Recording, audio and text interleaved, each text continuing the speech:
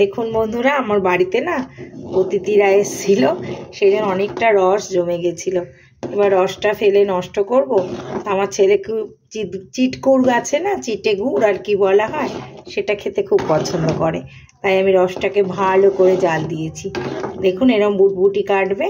তারপরে আমার অনেকক্ষণ ধরে জাল দিয়েছি, এবার এটা ঘন হয়ে গেছে। এবার আমি আঁচটা নিভিয়ে দিচ্ছি। ঘন যখন হয়ে যাবে আপনারা জলের মধ্যে ফেলবেন, দেখবেন এটা একটা দলা পেকে যাবে, তাহলে বুঝবেন।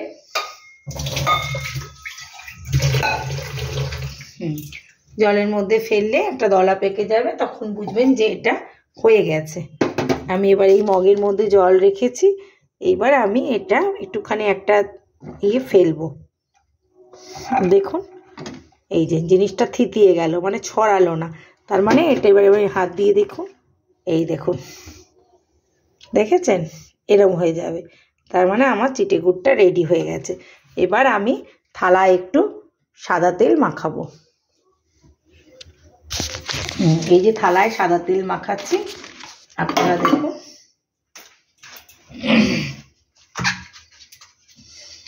একটু হাতে করে নিয়ে সাদা তেল আমি চারিদিকে মাখিয়ে দেবো।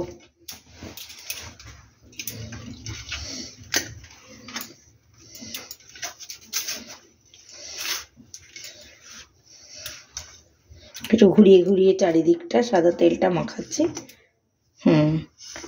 এবার আমি চিটগুড়টা ঢেলে দেবো।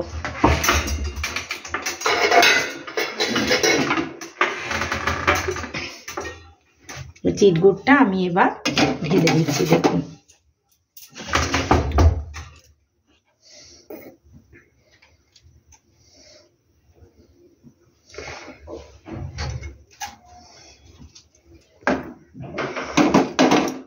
চিটগুড়টা ঢেলে দিলাম আমি।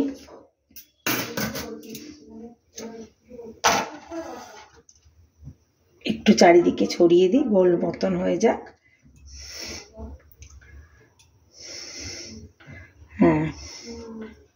এই যে ঢেলে দিলাম। এবারে আমি ওপর থেকে খোসা ছাড়ানো বাদাম অল্প অল্প করে দিতে থাকবো, যাতে চিটগুড়ে বাদামটা বসে যায়।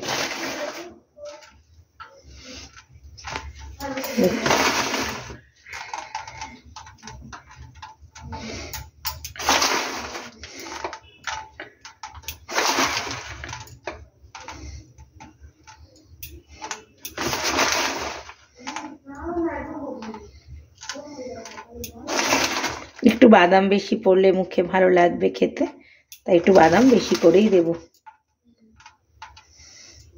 যেখানে যেখানে ফাঁকা আছে সেখানে সেখানে বাদামগুলো দিয়ে দেব।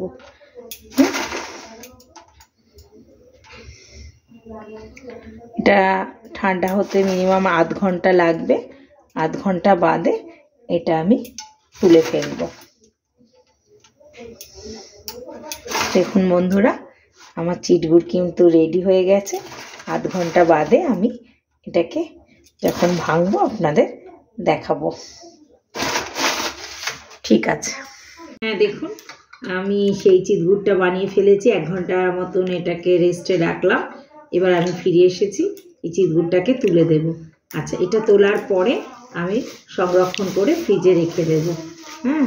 দেখুন এটা আমি একটু বাড়ি মারবো। বাড়ি মারলে দেখুন এই এটা দিয়ে, মানে হামল দিস্তা ছোট্ট, এটা দিয়ে পেছনে আমি মেরেছিলাম, মেরে এটাকে এরম করে দেওয়াতে তারপরে এটাকে উপর করে আমি ঢেলে দিয়েছি। এই যে যেমন পিসে খেতে চায়, এই যে দেখুন, এরম পিস, এই যে এই পিস, এরমভাবে এইভাবে আমি এবার প্লাস্টিকের মধ্যে করে সংগ্রহ। এই যে দেখুন, এই যে এরমভাবে পিস করে করে এবার যে যেমনভাবে ইচ্ছা খেতে পারবে। এই প্লাস্টিকের মধ্যে করে যদি ফ্রিজে রাখা যায় তাহলে এটা অনেক দিন পর্যন্ত ভালো থাকবে। আচ্ছা, ধন্যবাদ বন্ধুরা। যদি মনে হয় যে আপনারা রসগোল্লার রস বা নতুন গুড়ের রসগোল্লার রস দিয়ে কেউ কিছু করতে পারে না, আমি এই রেসিপিটা এবং একটা মোয়া বানিয়েছিলাম, সেই মোয়া রেসিপিটাও ছেড়েছি, খইয়ের মোয়া। এই দিয়ে আপনারা এটা করতে পারেন, খেতে খুব ভালো লাগবে। যদি মনে হয় সাবস্ক্রাইব করবেন তাহলে ধন্যবাদ।